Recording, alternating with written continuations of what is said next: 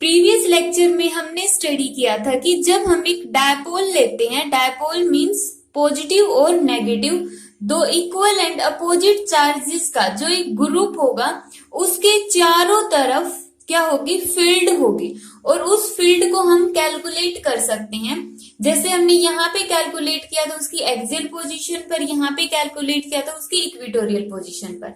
एक पोजीशन हमने ली थी कि अगर इसके और इसके अलावा, जैसे यहाँ पर पी पॉइंट हो गया, या फिर यहाँ पर पी पॉइंट हो गया, यहाँ पर पी पॉइंट हो गया, या फिर यहाँ पर पी पॉइंट हो गया, अगर इनकी ना तो वो एक्सियल पोजीशन पर आता है ना ही वो इक्वेटोरियल पोजीशन पर आता है, किसी और डायरेक्शन में पॉइंट, किसी और डायरेक्शन के अंदर किसी एक पॉइंट पर इलेक्ट्रिक फील्ड इंटेंसिटी कैलकुलेट करनी हो तो हम कैसे कैलकुलेट करेंगे। तो आज का हमारा टॉपिक है electric field intensity at any point due to a short electric dipole.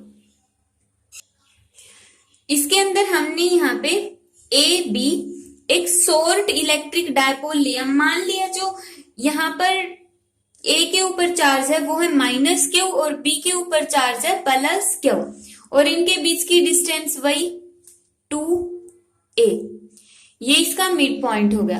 अब जो पॉइंट दिया हुआ है पी पॉइंट, यहां पर दिया हुआ है कि इस पी पॉइंट के ऊपर इलेक्ट्रिक फील्ड इंटेंसिटी कैलकुलेट करो। अब जो ए बी डायपोल है इसके डायपोल मोमेंट की डायरेक्शन क्या होगी, डायपोल मोमेंट की डायरेक्शन होती है minus Q two plus Q charge. तो डायपोल मोमेंट की डायरेक्शन होगी ये वाली पी, पी वेक्टर की डायरेक्शन है ए से लेकर बी तक, क्योंकि ए पर माइनस चार्ज और बी पर प्लस चार्ज है, तो पी की डायरेक्शन होगी माइनस क्यू टू क्यू। और इसके सेंटर से जो पी पॉइंट की डिस्टेंस है उसको हमने रिप्रेजेंट कर दिया उसके पोजीशन वेक्टर आर से। तो आर क्या हो गया यहाँ पर, position vector of point P, P point का पोजीशन वेक्टर हो गया। मान लिया इस पोजीशन वेक्टर ने डायपोल मोमेंट के साथ जो एंगल बनाया वो कितना बनाया है, थीटा एंगल बनाया है। तो अब जो ये थीटा एंगल बना रहा है पी वेक्टर, अब P को हम दो कंपोनेंट में रिजोल्व कर सकते हैं, P cos थीटा और P sin थीटा। अब यहाँ पर ये P की वैल्यू जिस एक्सिस के साथ ये एंगल बना रहा है P, उसके अंदर इसका कंपोनेंट कौन सा होगा, P cos थीटा। तो यहाँ पर हमने ये ले लिया P cos theta component dipole moment का, और इसी तरह इसके परपेंडिकुलर में हमने एक और कंपोनेंट लिया जिसके अंदर क्या होगा, P sin theta, P sin theta.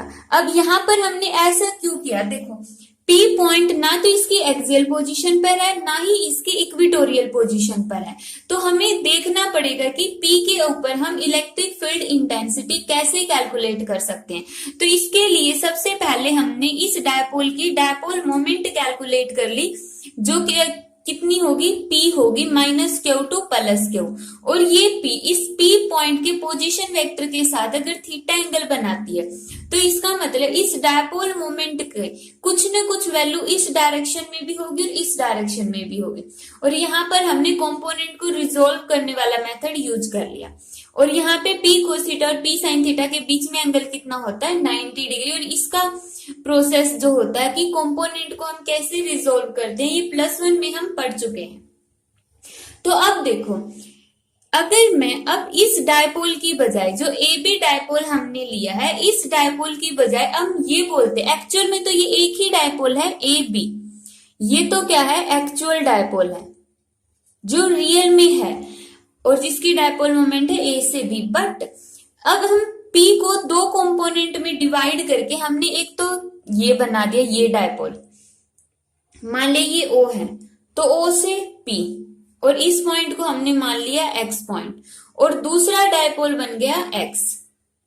तो एक तो डायपोल अब ये बन गया और एक ये डायपोल बन गया, तो एक डायपोल ये और दूसरा डायपोल ये। जो एक और दो डायपोल है वो वर्चुअल बोल सकते, वर्चुअल एक्चुअल में वर्चुअल नहीं है, इस जो एक्चुअल डायपोल मोमेंट है या फिर एक्चुअल में डायपोल है उसको हमने दो कंपोनेंट में डिवाइड किया हुआ है, तो उसके वो दोनों कंपोनेंट मिलकर दो डायपोल बना देंगे। तो अब देखो, अगर हम ओपी वाला डायपोल कंसीडर करते हैं। अब हमने क्या कर दिया, ये एबी को गायब कर दिया क्योंकि एबी का तो रोल फिनिश हो गया। एबी के बजाय हमने क्या ले लिए, दो डायपोल ले लिए, पी कोस थीटा डायपोल और P sine theta dipole. Dipole means वो डायपोल जिसकी डायपोल मोमेंट कितनी है, पी साइन थीटा, और एक यहाँ पर वो डायपोल जिसकी डायपोल मोमेंट कितनी है, पी कोस थीटा है। अब ए बी के हमें कोई जरूरत नहीं है इसकी कैलकुलेशन करने में, हम यूज करेंगे इसका ओपी का और ओ एक्स डायपोल्स का। अब देखो ओपी डायपोल के लिए जो पी पॉइंट है कहां पर लाई करता है, इसकी एक्सिस पर लाई करता है।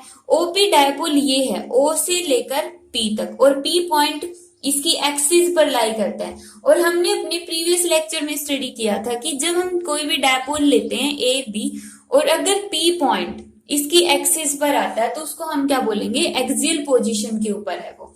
और उसको हमने सोल्व कैसे किया था, इस तरह से ये वाला फॉर्मूला निकाल लिया था। यहाँ पर हमने सिंपली यहाँ पे लिख दिया कि ए बी को हमने दो डायपोल में डिवाइड कर दिया, ओपी और ओ एक्स, और ओपी डायपोल के लिए जो पी पॉइंट है उसकी एक्सियल पोजीशन पर लाई कर गया। तो ये हम ऑलरेडी निकाल चुके हैं। अब यहाँ पे थोड़ी सी हमें चेंज करना पड़ेगा। उस केस में तो डायपोल मोमेंट कितनी थी, सिर्फ पी थी। उस डायपोल के लिए जो डायपोल मोमेंट हमने ली थी वो कितनी थी, पी थी। बट इस केस में डायपोल मोमेंट कितनी है, पी कोस थीटा है। तो यहां पर क्या आना चाहिए, पी कोस ऑफ थीटा। इसको हम मानेंगे इक्वेशन फर्स्ट। अब इसी तरह हमने क्या कर लिया, फोर डायपोल ओ एक्स, फोर ओ एक्स डायपोल। अब हमने इस डायपोल के लिए लिया जो यहां पर ये ओ एक्स डायपोल है। अब इसके लिए जब हम इसको आगे की तरफ बढ़ा सकते हैं इस तरह से, ये कहां पर लाई करके, इसका इक्विटोरियल प्लेन के ऊपर। इक्विटोरियल प्लेन मींस इसके 90 डिग्री एंगल के ऊपर ये लाई कर गई है। तो four dipole P lies on it's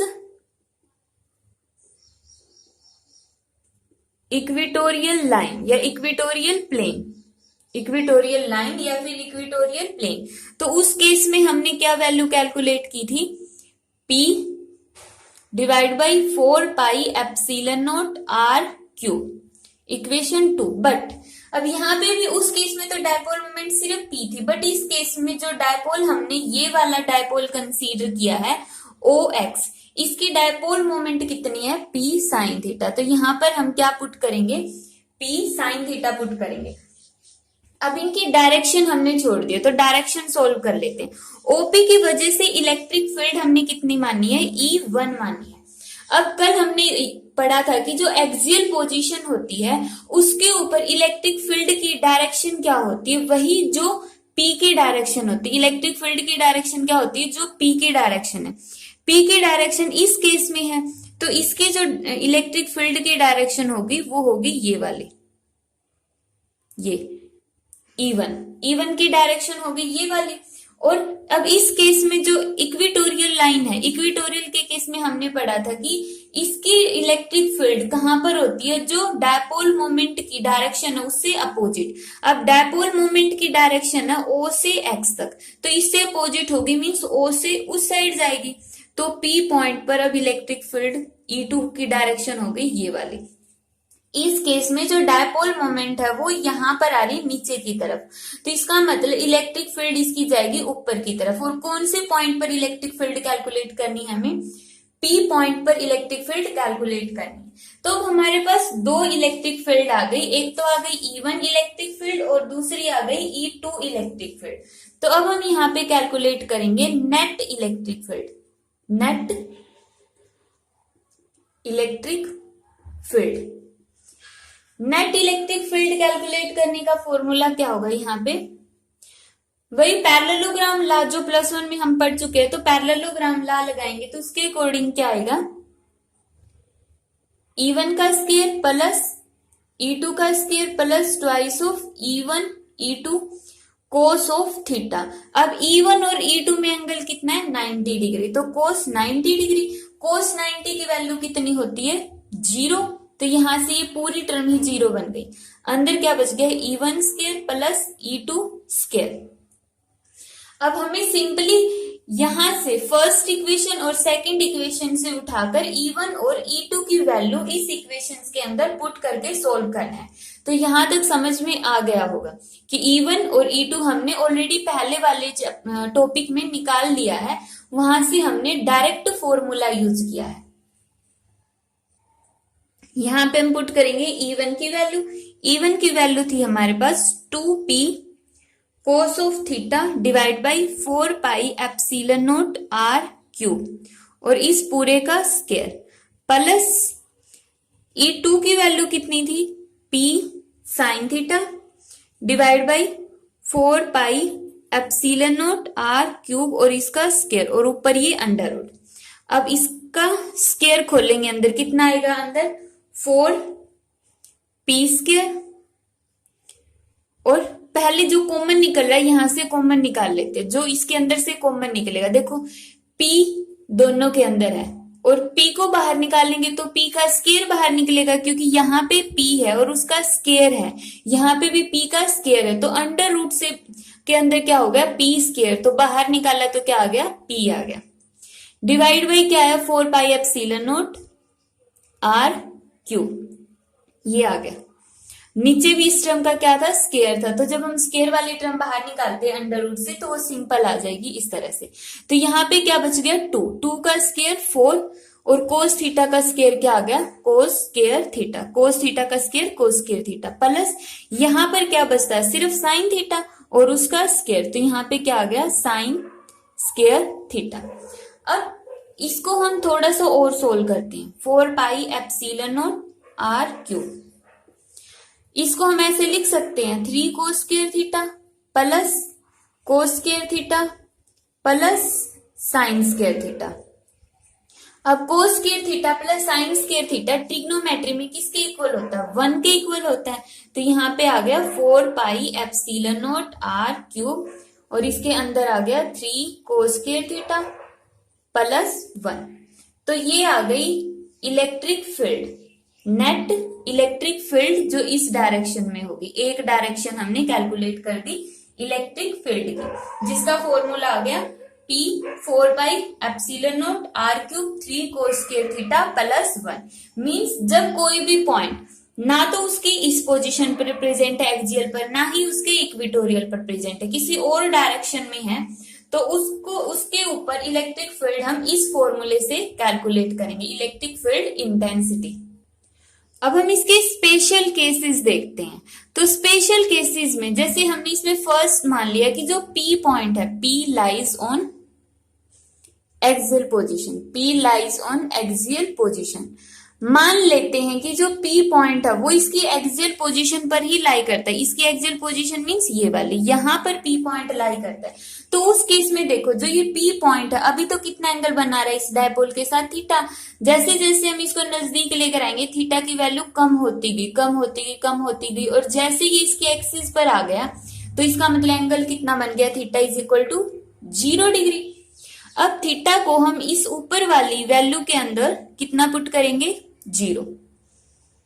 P 4 pi epsilon not r cube, यहां पे आ गया 3 कोस स्क्वायर थीटा की जगह 0 प्लस 1। अब कोस 0 कितना होता है, 1 होता है, तो यहां पर हमने 1 पुट कर दिया। 3 प्लस 1 कितना हो गया 4 और 4 का अंडर रूट कितना हो गया 2, तो इसकी वैल्यू आ गई 2p 4 pi epsilon not r cube. और ये हम ऑलरेडी पढ़ चुके हैं अपने प्रीवियस लेक्चर के अंदर। यही इलेक्ट्रिक फील्ड की वैल्यू तो हमने निकाली थी कि उसकी एक्सियल पोजीशन पर कितना होगा। तो इसका मतलब जो ये फॉर्मूला हमने डिराइव किया ये बिल्कुल ठीक है। इसी तरह हम लेंगे P lies on equatorial position, या इक्वेटोरियल प्लेन या फिर इक्वेटोरियल लाइन के ऊपर लाई करता है। तो यहाँ पर देखो अब ये एंगल थीटा बना रहा है, अगर इक्वेटोरियल पर लेकर जाएंगे तो इस तरह से एंगल इंक्रीज होता गया, इंक्रीज होता गया। अब कितना बन गया एंगल, 90 डिग्री बन गया। तो थीटा की वैल्यू कितनी हो गई, 90 डिग्री।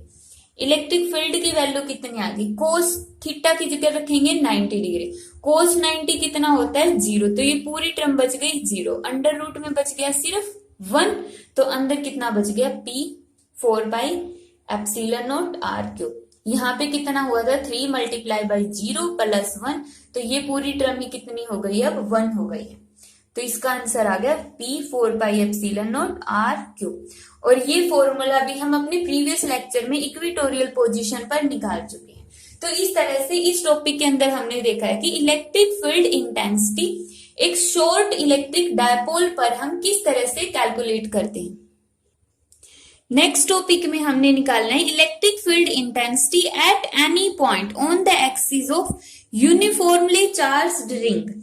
हमने एक रिंग ली, ये हो गई एक रिंग, और इसकी शेप कैसी है, यूनिफॉर्मली चार्ज्ड है। ये डॉटेड क्यों किया, डॉटेड का मतलब ये रिंग इस तरह से, ये जैसे रिंग हो गई ये वाली रिंग।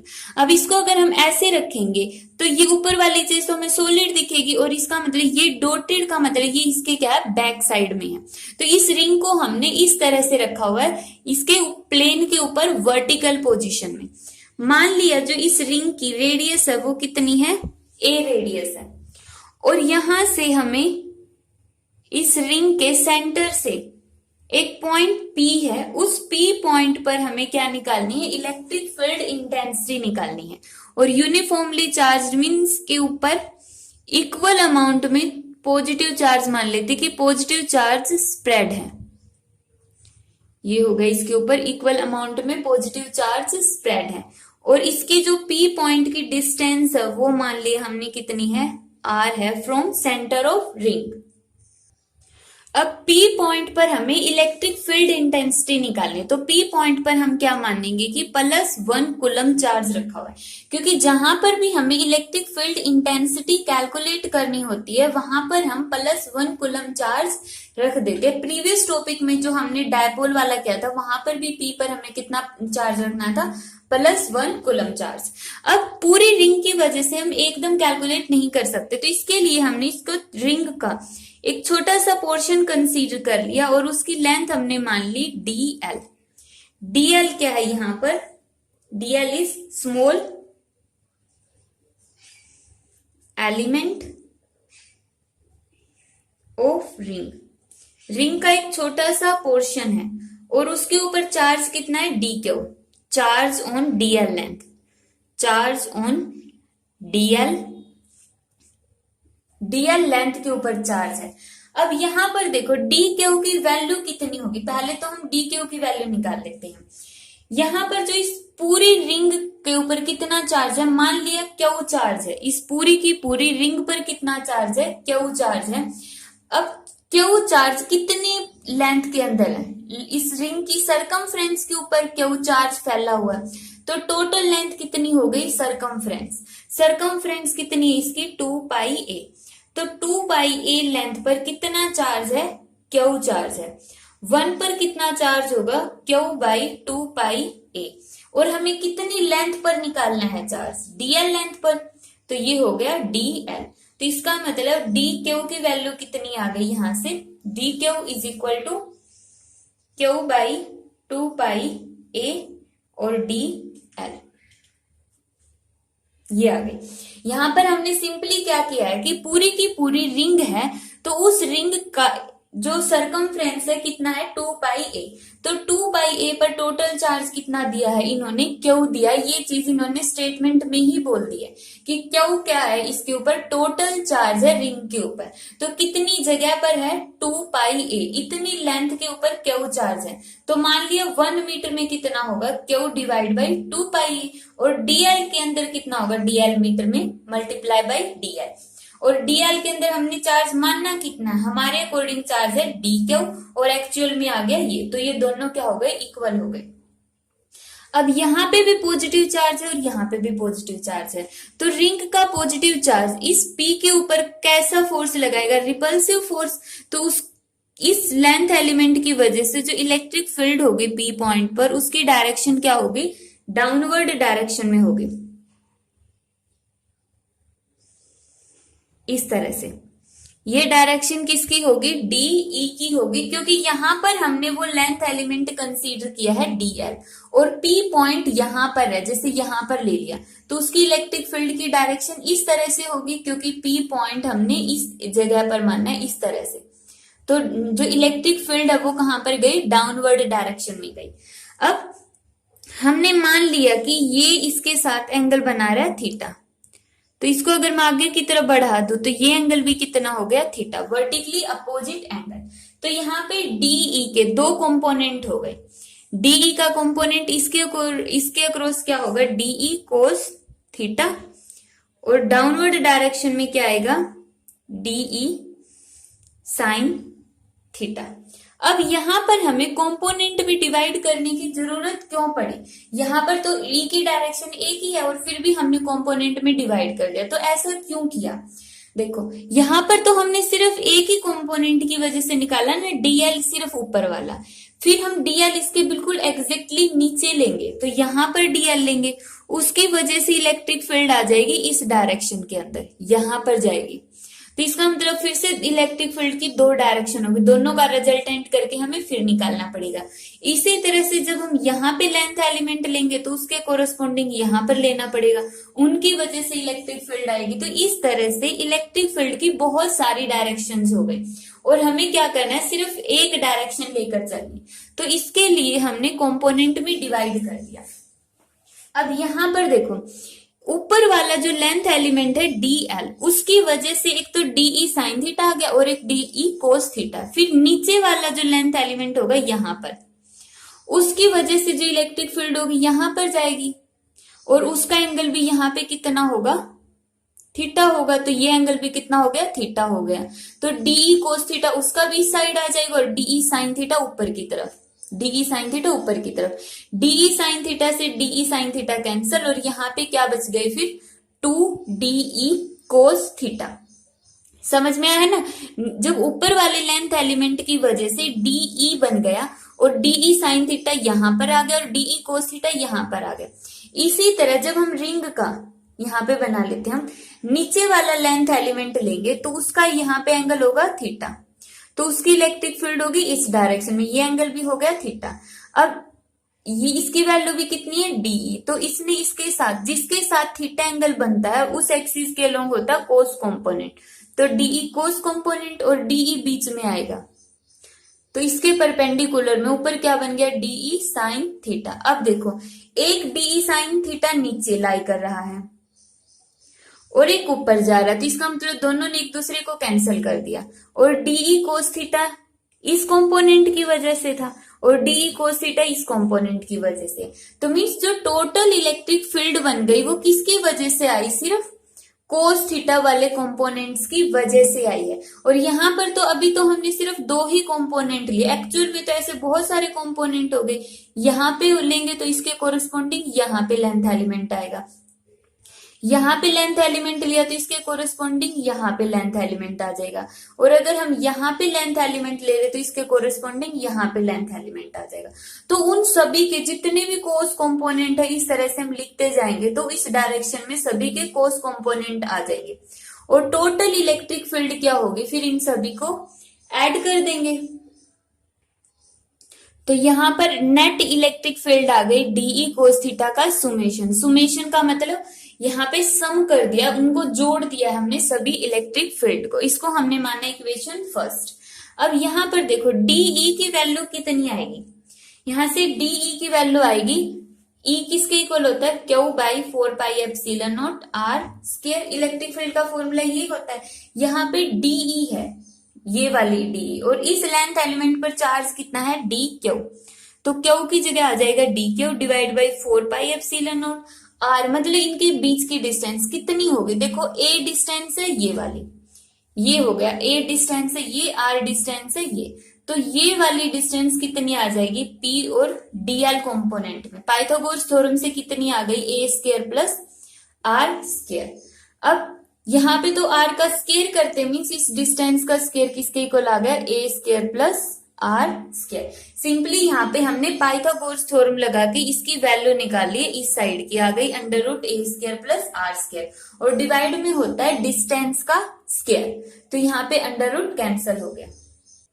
अब यहाँ पे हम डी क्यू की वैल्यू पुट कर लेते हैं, डी क्यू की वैल्यू यहां से उठाएंगे, डी क्यू किसके इक्वल होता है, क्यू डी एल और 2πa और फिर नीचे वाली term as it is 4πε0 a square plus R square. तो यहां से हमने सिंपली डी क्यू की वैल्यू पुट कर दी है इसके अंदर, यहां तक सोल्व हो गया। फिर हमें चाहिए कोस थीटा, डीई की वैल्यू तो हमें पता चल गई, अब नेक्स्ट निकालनी हमें कोस थीटा की वैल्यू। तो कोस थीटा किसके इक्वल होगा, बी बाई एच। इसमें थीटा, थीटा के सामने की साइड है परपेंडिकुलर, तो ये नीचे वाली क्या बच गई, बेस। बेस की वैल्यू है आर, हाइपोटेन्यूज कितना है, under root A square plus R square. तो इन दोनों वैल्यूज को उठा के हम ई के अंदर पुट करेंगे तो हमारे पास आएगा सुमेशन क्यू डीएल 4πε0 2πa और A square plus R square. Cos theta की जगह पुट करेंगे आर और under root A square plus R square. अब हम इसको सोल्व करते हैं, तो जो चीजें कांस्टेंट है उनको बाहर निकालो। यहां से क्यू भी कांस्टेंट है, चार्ज इन्होंने फिक्स दिया हुआ कि चार्ज कितना रहेगा क्यू, बाहर निकाल लो। आर डिस्टेंस है जो इस पी पॉइंट की, इसके सेंटर से, अब पी पॉइंट के ऊपर निकालना तो वो डिस्टेंस तो रिंग से वैरी नहीं करेगी, तो आर भी कांस्टेंट है, बाहर निकाल लो। नीचे से क्या निकलेगा, 4πε0 बाहर निकल गया, 2πa बाहर निकल गया और A square plus R square की टोटल पावर कितनी हो गई, 1। और यहाँ पे अंडर रूट है, अंडर रूट का मतलब टोटल पावर 1/2, तो 1 + 1/2 किसके इक्वल आ गया, 3/2। तो कितना बच गया, सुमेशन बच गया डी एल का। अब देखो यहां से सुमेशन की जगह, सुमेशन डीएल का मतलब क्या है कि जो लेंथ एलिमेंट हमने कंसीडर किया, जैसे ये रिंग है, इसका ये लेंथ एलिमेंट लिया डीएल, सुमेशन का मतलब फिर नेक्स्ट एलिमेंट के को हमने जोड़ दिया, फिर थर्ड एलिमेंट को जोड़ दिया, फिर फोर्थ एलिमेंट को जोड़ दिया। इस तरह से सभी के सभी एलिमेंट्स को हम जोड़ते चले गए और उन सभी के एडिशन को हमने किसकी फॉर्म में लिख दिया, सुमेशन की फॉर्म में। जो ये सुमेशन, इसका मतलब होता है सम। तो यहाँ पे जब हम सारे एलिमेंट को जोड़ देंगे तो टोटल लेंथ कितनी बन गई उसकी, सरकमफ्रेंस। टोटल लेंथ बन गई उसकी सरकमफ्रेंस। और सरकमफ्रेंस कितनी होगी इसकी, 2π और a इसकी क्या, रेडियस।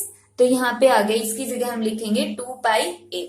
तो dl की जगह हमने लिख लिया 2πa और डिवाइड में आ गया 4πε0 2πa और a square plus R square की पावर 3/2। 2πa से 2πa कैंसिल हो गया, तो यहाँ पे आता है इलेक्ट्रिक फील्ड की वैल्यू कितनी बन गई, अब Q R divide by 4πε0 a square plus R square और इसकी पावर 3/2। यहाँ पे ये स्क्वायर है, तो ये आ गई इलेक्ट्रिक फील्ड की वैल्यू। जब हम कोई भी रिंग कंसीडर करते हैं, उस रिंग से हमने बोल दिया जैसे पी पॉइंट है, यहां पर इलेक्ट्रिक फील्ड निकालो, ये हो गया पी पॉइंट। यहां पर इलेक्ट्रिक फील्ड निकालो इसकी एक्सिस के ऊपर, तो यहां पर इलेक्ट्रिक फील्ड का फॉर्मूला होगा। ये फॉर्मूले सभी के याद होने चाहिए। फाइनल रिजल्ट जो होता है एक्सप्रेशन का, उसको याद करना जरूरी होता है, ताकि एग्जाम में जब भी हम सोल्व करें तो अगर बाय चांस मिस्टेक हो जाए बीच में तो हमें पता हो चल जाए कि फॉर्मूला ये आना चाहिए। तो हमारा फॉर्मूला अगर ये नहीं आया है तो इट मीन्स कहीं पर गलती हुई है और हम दोबारा से उसको चेक कर सकते हैं। तो यहाँ पे ये आ गया इसका एक्सप्रेशन। अब इसके स्पेशल केसेस देखते हैं। स्पेशल केसेस क्या बनेंगे इसके, फर्स्ट हम मान लेते हैं P लाइज ऑन सेंटर। अगर P है वो रिंग के सेंटर पर चला गया, ये P यहां पर है और रिंग का सेंटर यहां पर है। अगर इस P को मैं नजदीक लेकर जाऊंगी और कहां पर ले गई, सेंटर पर, तो इसका मतलब R कितना हो जाएगा, 0। अगर R 0 हो गई, यहाँ पे R की वैल्यू 0 हो गई, तो E भी कितना हो गया, 0। तो जो रिंग होती है उसके सेंटर पर कितनी इलेक्ट्रिक फील्ड होती है, 0 इलेक्ट्रिक फील्ड होती है। रिंग के सेंटर पर कोई भी इलेक्ट्रिक फील्ड नहीं होगी। अब इसको थ्योरेटिकली समझेंगे तो क्यों, क्योंकि देखो यहाँ पे पॉजिटिव चार्ज है, यहाँ पे मान लिया हमने 4 पोजीशन लिए, सिर्फ 4 पॉजिटिव चार्जेस की वजह से। इसकी वजह से इस पॉजिटिव चार्ज ने बोला इलेक्ट्रिक फील्ड जाएगी इस तरफ, क्योंकि पॉजिटिव चार्ज की वजह से इलेक्ट्रिक फील्ड बाहर की तरफ जाती है। तो पॉजिटिव से बाहर की तरफ ये डायरेक्शन, इस पॉजिटिव से बाहर की तरफ ये डायरेक्शन, तो दोनों ने एक दूसरे को कैंसिल कर दिया, 0। इस पॉजिटिव की वजह से इलेक्ट्रिक फील्ड पॉजिटिव से बाहर निकल गई और इस पॉजिटिव से भी बाहर निकल गई। तो सारी डायरेक्शन एक दूसरे को कैंसिल करके नेट इलेक्ट्रिक फील्ड कितनी बन जाती है सेंटर पर, 0। तो इसी तरह हम कंसीडर करते हैं अगर आर की वैल्यू ए से बड़ी है, मीन्स आर की पोजीशन अब सेंटर से बहुत दूर चली गई है रेडियस के कंपैरिजन में। रिंग तो हमने छोटी सी कंसीडर की है और आर डिस्टेंस हम यहाँ पे कंसीडर कर लेंगे, तो आर बड़ा हो गया ए के कंपैरिजन में। अब ए बहुत छोटा है तो ए को इग्नोर कर दो, इलेक्ट्रिक फील्ड की वैल्यू कितनी आ जाएगी, क्यों आर 4 पाई एप्सिलॉन नॉट। ए को छोड़ देंगे तो क्या बन गया यहाँ पे आर स्क्वायर और उसकी पावर 3/2, तो इसका मतलब क्या है 1/2 और उसकी पावर 3। 3/2 को हम इस तरह से लिख सकते हैं, 1/2 अलग से और 3 अलग से। अब 1/2 का मतलब क्या होता है, इसका अंडर रूट, आर स्क्वायर का अंडर रूट क्या होगा आर, और यहाँ पे क्या बच गया आर क्यूब बच गया। तो जब हम यहाँ पे सोल्व करेंगे तो कितना आएगा आर क्यूब आएगा। तो ये आ गई इलेक्ट्रिक फील्ड की वैल्यू। तो आज के टॉपिक में हमने स्टडी किया है कि एक तो हम रिंग की, कोई भी चार्ज रिंग है तो उसकी एक्सिस पर इलेक्ट्रिक फील्ड कैसे कैलकुलेट करते हैं, और दूसरा हमने क्या कैलकुलेट किया था कि डायपोल की वजह से पी पॉइंट पर कितनी इलेक्ट्रिक फील्ड होगी, वो पी पॉइंट जब उसकी ना तो एक्सिस पर है ना उसके इक्वेटर पर है, तो हम उसको किस तरह से कैलकुलेट करेंगे।